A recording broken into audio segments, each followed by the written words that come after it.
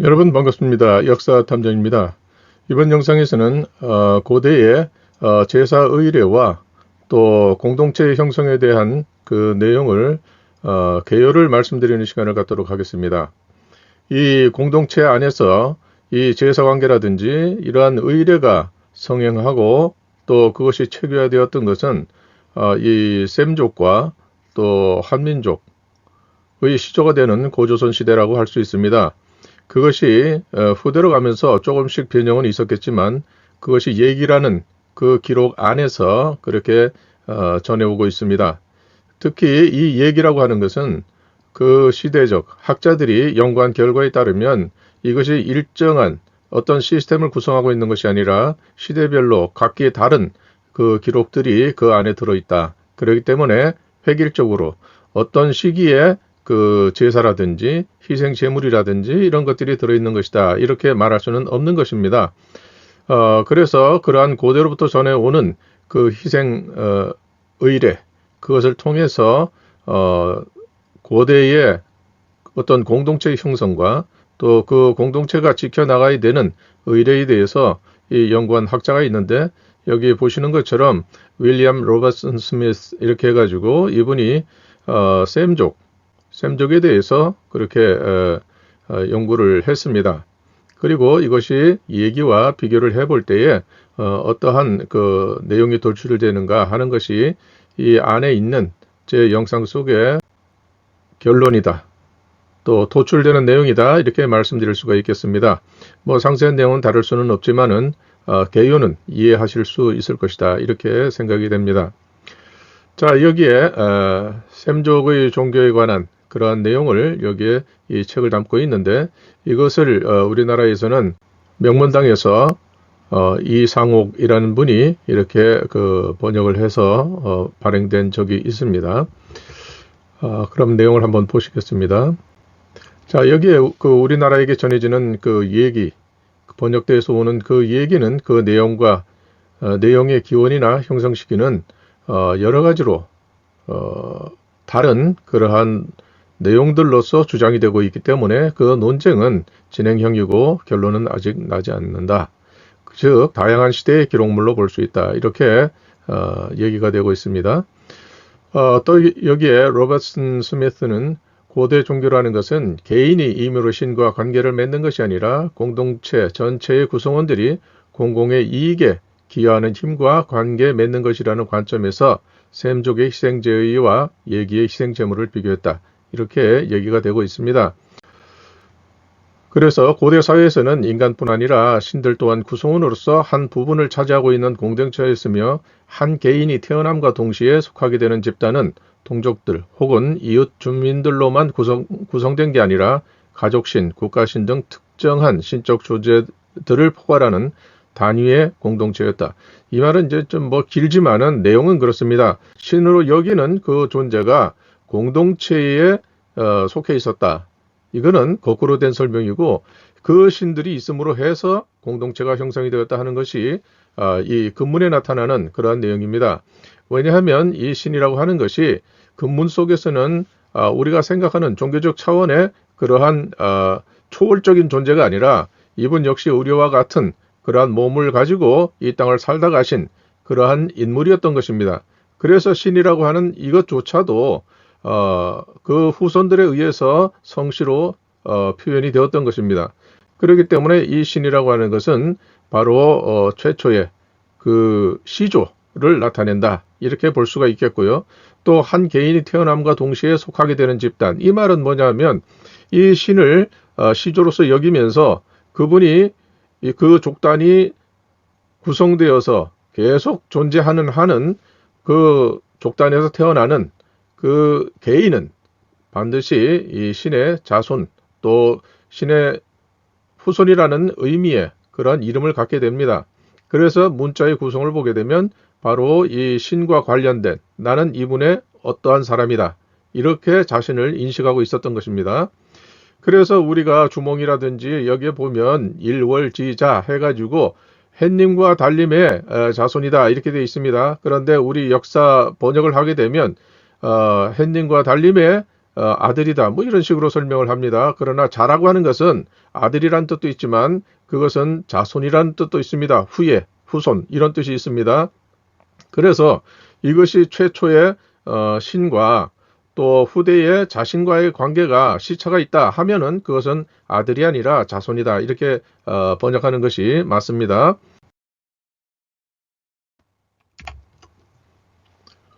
자, 고대의 친족의 인식. 그래서 어떤 신이 그 숭배자들의 아버지로 불리었다면 그것은 실제로 그 신과 숭배자들이 상호 의무를 짊어지는 가족의 관계로 여겨졌다는 것을 의미한다. 그러니까 이것은 신이라고 하는 것에 대한 그 개념이 이것이 시조 할아버지를 나타낸다. 이렇게 볼 수가 있는 것입니다. 그러니까 이러한 아버지라고 한다는 것은 남성의 시조를 말한다. 이렇게 해석이 될 수 있는데요. 고대적 관념에서의 친족이라는 것은 모든 구성원들이 혈관 속에 같은 피가 흐른다는 것을 의미하였다. 피는 곧 생명으로서 같은 조상으로부터 전해진 피를 공유한다는 것은 같은 생명을 공유하는 것이나 다름없었다. 그만큼 물보다 피가 진하다고 하는 그 내용이 전해지는 그러한 배경이 된다 할 수 있습니다. 그래서 같은 피를 가진 그 족단 내의 구성원들은 또 다른 구성원에 대해서 굉장히 어떤 그 배려, 보호 이런 것들을 본능적으로 이렇게 인식하고 있었다 하는 것을 여기서 알 수가 있습니다. 자, 모계자 푸나르와 사회 이렇게 되어 있습니다. 이 모계자라고 하는 것은 어떠한 성씨를 형성함에 있어서 이것은 여성을 중심으로 이렇게 표현한다는 뜻입니다. 그리고 그것은 여자가 어떠한 그 판단의 기준이 되기 때문에 여기에 모계제로 이렇게 설명을 했고요. 또 이것을 정확하게 말하면 그 여성이 속한 족단, 그 족단의 상징을 나타낸다. 이렇게 볼 수 있습니다. 그 다음에 푸나르와 사회 이렇게 되어 있습니다. 이 푸나르와 사회는 아자라는 곳에서 제가 여러 차례 설명을 드렸습니다. 이 아자라고 하는 것은 바로 남성 둘과 여성 둘 이렇게 배우자로 해서 4인 1실, 4인이 한 가정을 이루는 것을 나타낸다. 이렇게 설명을 드렸습니다. 글자 자체가 그렇습니다. 그렇기 때문에 이 고대에는 우리와 같은 그런 그 혼인의 관념이 아니라 공동의 관념이 있습니다. 지금도 중국의 변방 지역을 가게 되면 여성 배우자 한 사람에 대해서 형제가 공동의 배우자가 된다든지 아니면 또 가까운 그러한 인척 중에서 남성 다수가 2명 이상이 한 여성의 공동 남편으로서 이렇게 한다든지 하는 그러한 것이 지금도 전해지고 있습니다. 그래서 중국 당국에서는 이것은 고대의 야만 사회에서나 가능한 것이고 이것을 문명 사회에 사는 이 시대에는 바뀌어야 한다. 이래가지고 굉장히 설득을 하기 위해서 사람들을 많이 보내서 이렇게 설득을 하고 이랬지만 지금도 여전히 그 말은 씨알도 안 맥히고 그대로 자신들의 전통대로 그렇게 혼인을 유지한다. 가정생활을 유지한다 하는 것을 영상을 통해서 본 적이 있습니다. 고대 관념에서 친족이라는 것은 모든 구성원들의 혈관 속에 같은 피가 흐른다는 것을 의미하였다. 이건 굉장히 중요한 겁니다. 같은 피. 그 피는 곧 생명으로서 같은 조상으로부터 전해진 피를 공유한다는 것은 같은 생명을 공유하는 것이나 다름없었다. 이렇게 이제 되어 있는데요. 그러면 우리 금문에 나타난 고조선의 시조가 누구냐? 바로 여기에 장대처럼 되어 있는 이 신이라는 글자입니다. 그래서 이 신이라는 이름을 가진 분은 고대에는 신농 임금님 한 분밖에 없습니다. 그래서 이 신이라고 하는 분의 직계 자손이 되는 다음 세대가 되는 분이 바로 양잠신 누조와 또 햇님, 희화씨 이렇게 돼서 아버지와 그 아드님과 따님이 바로 아버지의 피를 직접 제일 먼저 받은 그런 인물이 되어서 이분을 우리는 삼신으로 이렇게 얘기를 합니다. 같은 조상, 그러면 역사시대에서 최초로 인식하는 최초의 시조는 누구냐? 바로 이 신이라는 글자입니다. 신농 임금님이죠. 그렇기 때문에 그 후손들이 세운 나라들은 한결같이 천신 하나님을 이렇게 기념하고 또 이분에게 제사를 드리는 것입니다. 또 이분의 토템은 태양입니다. 그렇기 때문에 이 태양 중에서 최초의 태양이니까 모든 자손들이 우러러보는 경배하는 인물이죠. 그래서 천재라 그래서 하늘의 제사를 지낸다. 이것은 공허한 하늘이 아니라 시조 하나님, 천신 하나님께 제사를 지낸다 이 뜻입니다. 그 천신 하나님은 그 사마천 4기에 등장하는 신농이라는 그 임금님입니다. 신농 하나님이 전해준 그 피를 공유하는 그 자손이 바로 한민족이다. 이런 뜻이 되고, 여기에서는 한 사람이 순응해야 될 대상들로서는 위로는 귀신, 밖으로는 임금, 안으로는 부모가 있다고 보았다. 그런데 여기에 귀신이라고 하는 이 말 자체가, 이 단어 자체가 벌써 여기 이 신이라고 하는 것이 최초의 시조가 되고, 이 귀라고 하는 것은 아마도 사돈이 되는 그 집안을 얘기할 것입니다. 그래서 여기에는 그 사돈이 되는 귀는 없습니다. 여기선 신의 자손들만 있는 것이죠. 이 신의 자손들이 있는데 이 신이라고 하는 것이 바로 사람의 인칭이다.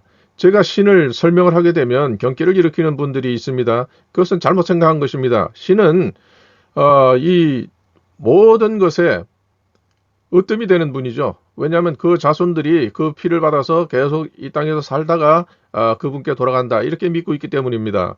그렇기 때문에 이 신이라고 하는 것이 한나라 때는 실제로 신묘라는 인물이 이렇게 있었다. 그렇기 때문에 아마 이 신묘라는 인물은 제사로 치면 대종에 해당될 것입니다. 그래서 이 신이라고 하는 것이 우리가 생각하는 무슨 막연한 무슨 에일리언 같은 그런 존재가 아니라 우리와 같은 몸을 입고 이 땅을 살다 가신 분입니다. 이것은 예기에 나타나는 또 근문에 나타나는 그러한 역사적 내용을 그렇게 반영한 것이죠. 그렇기 때문에 신도 사람이요 귀라고 하는 것 이건 역시도 사람이라는 것입니다. 여기서 그래서 여기에 보면 귀라고 해놓고 귀유구 이래 해놓고 황제의 신하였다 이렇게 되어 있죠. 아마도 이 귀라고 하는 것은 황제의 피를 받은 사람이 아니겠느냐 이렇게 되어 있는 것이죠. 실제로는 이 두 피가 사실은 몸속에 반반이 섞여 있습니다. 양쪽에 다 그 사돈 관계이기 때문에 이 배우자를 서로 주고받는 그런 관계가 되는 것이죠. 그러나 이것을 누구를 기준으로 할 것이냐 최초로 시작된 그 천신 하나님의 자손으로 이렇게 편입되게 되면 그것은 신의 자손이 되는 거고 같은 피를 갖고 있더라도 상대 쪽으로 가게 되면 귀의 자손이 되는 것이죠.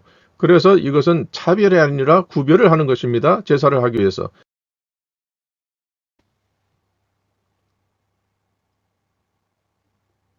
자, 여기서는 앞에서 나온 것처럼 목외제 푸나루와 사회에 대한 설명을 하고 있습니다. 예, 소목, 묘서, 소목이라고 하는 것은 제사에서의 소목이라는 것은 어떤 신위의 또 위패의 그 순서를 말한다. 그래서 1세대는 소가 되고 2세대는 목이 된다. 왜 이렇게 나오느냐? 그 아들이 되는 사람은 장가를 여자 쪽으로 가기 때문에 그래서 이별하고 없는 사람입니다. 물론 1년에 한두 번씩은 볼 수 있겠지만 함께 생활하는 것은 아니죠. 그렇기 때문에 소와 목이라고 하는 것은 현장에 남아있는 사람과 또 우리와 같은 혈족이지만 또 이렇게 장가를 간 인물 이것이 세대를 이어서 계속 그렇게 전해오기 때문에 이것을 구분할 필요가 있었던 것입니다. 그 다음에 여기에 보면 목이라는 것은 자성이다 이렇게 되어 있습니다. 자성이라는 건 뭡니까? 바로 소의 다음 세대를 말하는 것이죠. 아들 세대를 말합니다. 그래서 아버지가 소면 아들은 목이 되는 것이다. 그래서 성이라고 하는 것은 생야, 이것은 성이라고 하는 것은 태어나면서 정해지는 것이라는 것이죠. 그래서 소목이 생기는 것은 바로 그 자손들이라고 이렇게 읽었는다. 이렇게 볼 수가 있습니다. 자, 여기 위에 제지 1, 군견 생. 자, 여기 보면 번역본입니다. 종묘의 제1에는 임금은 생후를 이끌고, 그러니까 희생 제물이죠. 이게 소도 될 수 있고, 여기선 생우 이렇게 되어 있지만, 이것은 양이 될 수도 있고, 그렇습니다. 하여튼, 희생 제물을 끌고 세자는 이를 도우며, 세자는 아들이죠. 경대부나 사들은 순서대로 임금을 따른다. 그리고 이미 묘문으로 들어서면 돌기둥에 생을 잡아매고 경대부가 상반신을 벗고 이렇게 되어 있는데 상반신을 물론 글자에 상반신을 벗는다는 뜻도 있지만 이건 소매를 걷어붙이고 이런 뜻도 있습니다. 그런데 상반신을 벗는다. 그것보다는 소매를 걷어붙이고 이 말이 더 현실감이 있다 이렇게 생각이 듭니다. 아무튼 경대부가 상바신을 벗고 생애털을 베어 바치는데 거기에는 귀의털을 먼저 한다 이렇게 되어 있습니다. 그런데 여기서 중요한 것은 소목을 구별한다 하는 것입니다.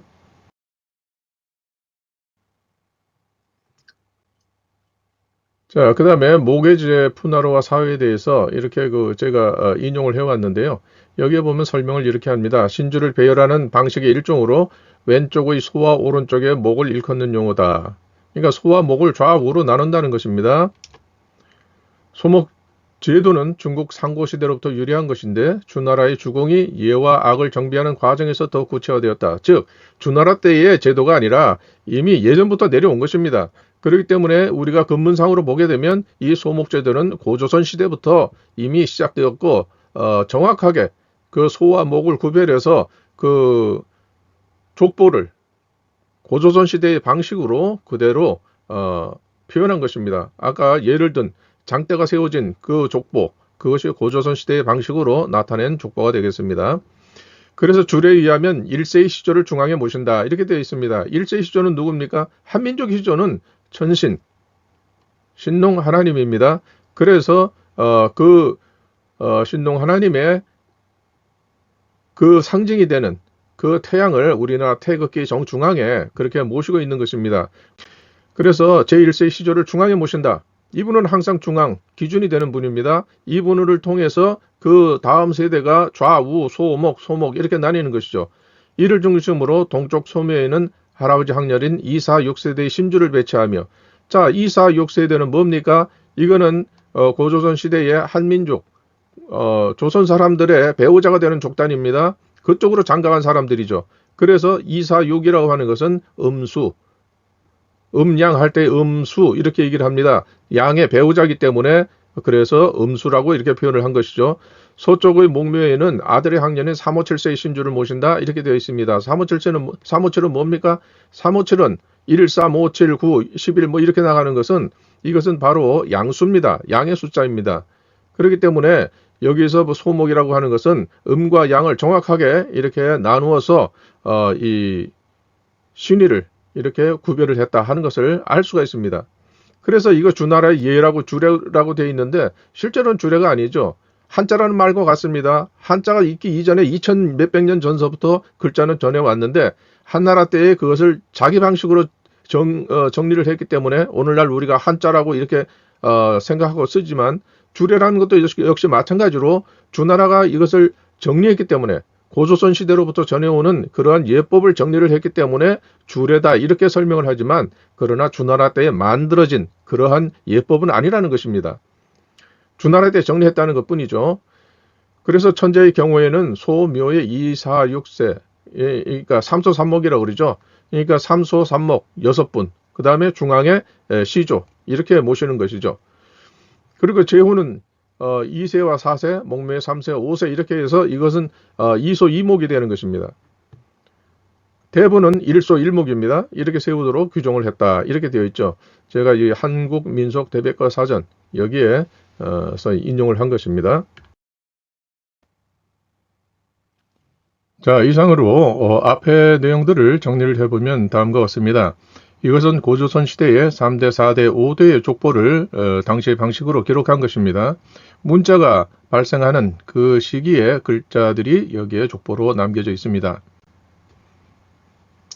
자, 여기서 보시게 되면은 바로 요 장대 중앙에 세워진 이것, 그 다음에 양옆에 가지처럼 난 것은 바로 천신 하나님의 직계자손인 아들, 딸 이렇게 되어 있고 그 다음에 여기에 보면 이 그릇에 장대를 주고 있는 이 사람은 자신의 친조와 외조를 여기에 이렇게 표현을 해 놓은 것인데 여기에 보면은 제4 이렇게 되어 있습니다. 요새는 이걸 기로 읽습니다. 그래서 이분은 소호금천씨입니다. 그래서 이 글자가 왜 이렇게 나와 있는가 하는 것은 제가 이전 영상들에서 설명을 드렸습니다. 그리고 여기에 보면 조주 해가지고 할아버지 알씨 이렇게 되는 것입니다. 태양을 나타내죠. 천신 하나님의 토템이 태양이 있기 때문에 그 자손은 자연히 자신이 햇님의 자손이다. 이렇게 표현을 하게 되는 것입니다. 여기 나오는 할아버지 RC 이분은 바로 이 주부 이분을 중심으로 표현한 것 같습니다. 자, 그 다음에 요거는 계시입니다. 이 계시는 여기에 보면은 하나, 둘, 셋, 네 분이 있습니다. 계시가 네 분으로 표현되어 있는데 이 보면은 이 최초의 계시 장남 이분을 여기에 표현했겠다 이렇게 알 수가 있습니다. 그리고 다른 형제들은 이제 쭉 있는 것이죠. 그러니까 여기서 보면 천신 하나님 1대, 그 다음에 여기에 옆에 있는 아드님 2대, 여기 3대, 4대 이렇게 해서 부계로서의 자손이 여기에 이렇게 표현이 되어 있고, 그 다음에 모계로서는 양잠심 리조 그분의 아드님이 되는 제사 소호금천씨 이분이 이렇게 표현이 되는 것입니다. 그래서 이 정중앙에 시조가 되는 천신 하나님 이분이 화폐로서 이렇게 기념이 되는 것이 발견되었습니다. 이게 사고전서의 전록, 그래서 3대 이전의 화폐라고 이렇게 표현을 해두었습니다. 3대라고 하는 것은 하, 은, 주, 그러니까 하나라 이전의 화폐라는 것이죠. 하나라 이전에 뭐가 있습니까? 하나라 이전에는 고조선입니다. 그래서 사마천이 고조선이라는 말을 하기 싫어서 뭐 삼황 5제 시대 이렇게 얘기를 했는지 하여튼 그 사마천은 정확하게 표현을 하지 않았습니다. 자, 그러면 이 내용에 대해서 앞에 이 제사에 대해서 이렇게 설명을 했죠. 고대관념에서 친족이라는 것은 모든 구성원들의 혈관 속에 같은 피가 흐른다. 어떤 같은 피? 시조의 피가 흐른다는 얘기죠. 그래서 주요 대상인 하늘은 만물의 근본이다. 왜 하늘이 만물의 근본이겠습니까? 이 하늘이라고 하는 것은 큰 태양이란 뜻입니다. 왜냐하면 시조는 가장 큰 분이기 때문에. 그 자손들은 작은 태양입니다. 그래서 우리는 알에서 태어났다 이런 말을 하고 있는 것입니다. 알은 곧 태양의 우리말입니다. 이 천이라고 하는 것은 바로 큰 해 이런 뜻이 되죠. 그러니까 그분의 자손들은 다 작은 해가 되는 것입니다. 그래서 이 하늘 큰 해님은 만물의 근본이 되는 것입니다. 이 만물의 근본이라고 하는 것은 뭐예요? 만물의 근본이라고 하는 것은 자손이 퍼져나가면서 자신의 상징을 이전에 없었던 것으로 자신을 표현을 합니다. 그렇게 되니까 이 형상이 이 땅에 있는 모든 것들을 다 자신의 토템으로 이렇게 삼을 수가 있는 것이죠. 그렇기 때문에 그 최초의 시조가 되는 모든 만물을 토템으로 했을 때 최초의 그 토템 태양으로 삼은 이분이 그 자손들에게까지 이렇게 이르기 때문에 자손들이 다 제사 드리는 그 제사의 대상이 되기 때문에 만물의 근본이다 이렇게 말한 것입니다. 그 실제로 뭐 만물을 만들었다든지 그런 건 아니죠. 그것을 자신의 상징으로 삼았다 하는 것입니다. 그래서 이 최초의 하늘은 누구냐? 천신, 신농. 천신이라고 하는 것이 이 안에 들어있잖아요. 이건 토템, 신이라고 하는 것은 이 장대, 이건 신이라고 합니다. 이건 제 얘기가 아니고 설문회자에서 허신이 신으로 읽는다 이렇게 정확하게 표현을 했습니다. 정수리 신, 이 말은 뭐냐 하면 우리를 숨쉬게 하신 천신, 신농 하나님 이 뜻이 되는 것입니다. 그래서 정중앙에 소목제도가 이렇게 정중앙에 일세 시조가 있고 그 다음에 그 좌선들을 좌우 소와 목으로 나눈다 이렇게 되어 있는 것은 고조선 시대로부터 내려온 것입니다. 그렇기 때문에 주례라고 하는 것은 주나라 때에 고대로부터 전해 내려온 그 예법을 정리를 했다. 그래서 주례가 되는 것이지 주나라 때에 그 예법이 창시됐다, 시작되었다 이것은 아닙니다. 그래서 여기서 보듯이 정중앙에 천신 하나님이 이 대종 중에 대종, 시조로서 이렇게 있고 좌우에 이렇게 소와 목으로 나눌 수 있는 인물들이 이렇게 표현되어 있는 것입니다. 자, 그리고 여기서 보면 이 소와 목으로 나누기 이전에 세대별 인물 순으로 보게 되면 이 안에 있는 제사 소금천씨 이분이 양잠심 리조의 아드님으로서 여기 제일 높은 위치에 있고 그 다음에 그러니까 인물은 똑같은 인물을 표현을 했지만 여기에서는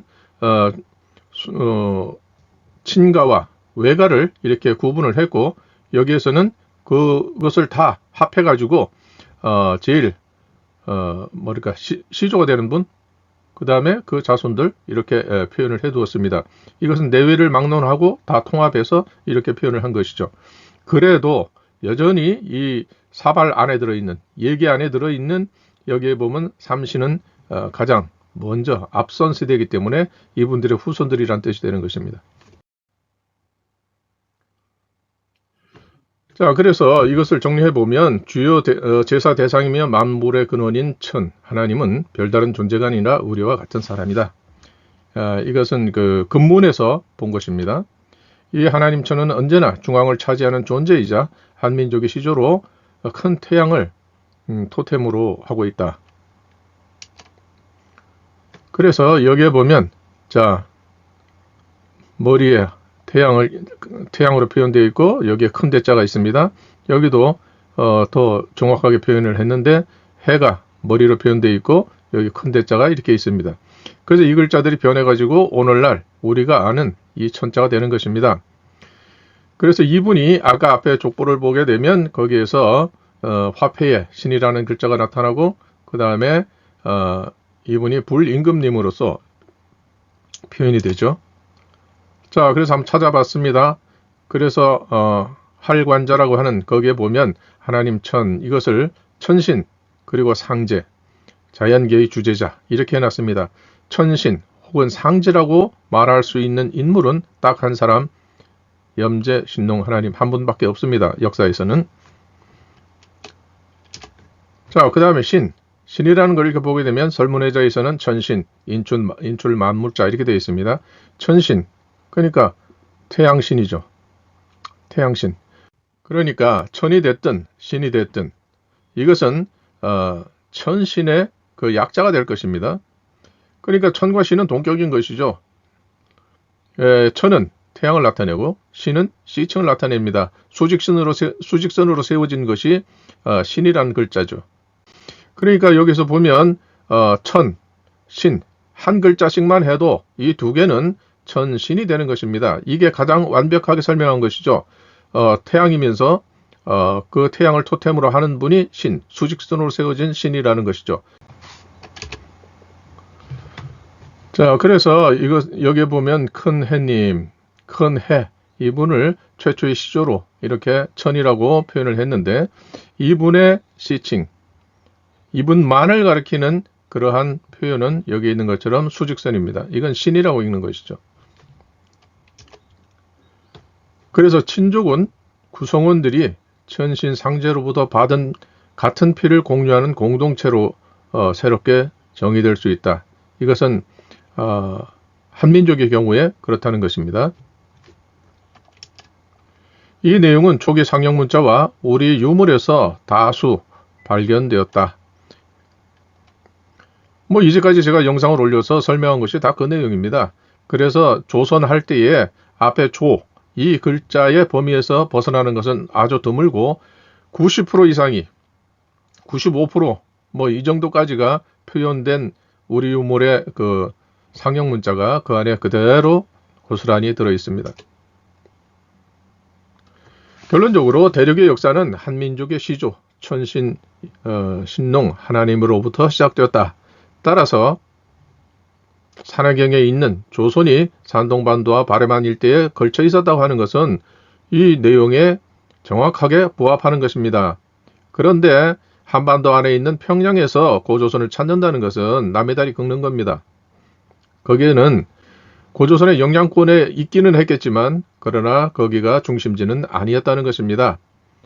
고조선의 시작에서 활동 범위는 대륙이었지 한반도가 아니었다 하는 것을 말씀드릴 수가 있겠습니다. 이상으로서 오늘의 영상을 마치겠습니다. 긴 영상 보아주신 구독자님들께 감사의 말씀을 드리면서 다음 영상에서 찾아뵙도록 하겠습니다. 감사합니다.